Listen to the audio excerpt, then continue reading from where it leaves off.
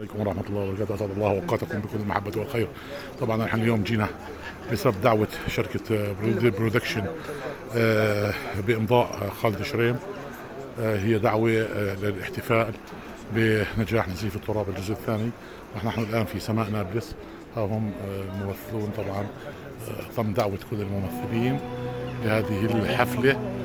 طبعا نحن نتواجد منطقة الملاهي في سماء نابلس. هؤلاء هم فنانين أحبائنا. الله محياك، الله محياك. كيفك يا طيب؟ شو أخبارك؟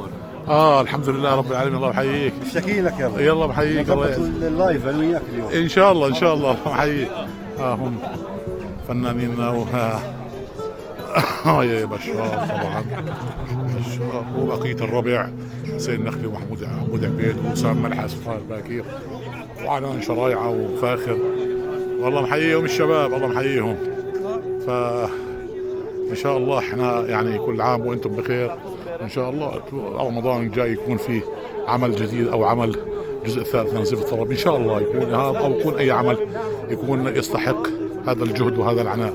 هاي طبعا امل وعدنان ونكيلونا بتهوي على حاله مسكينه، الله يعينكم. وهي من رياض، من زياد في المسلسل، وهي حسان مقبول وحافظ. الله محييك يا حافظ. عدي الله يحيي امرك، حي اصلك يا عدي. كل الاحترام والتقدير لكم. هي اجا رفيق ابو نور. سلامات سلامات للجميع.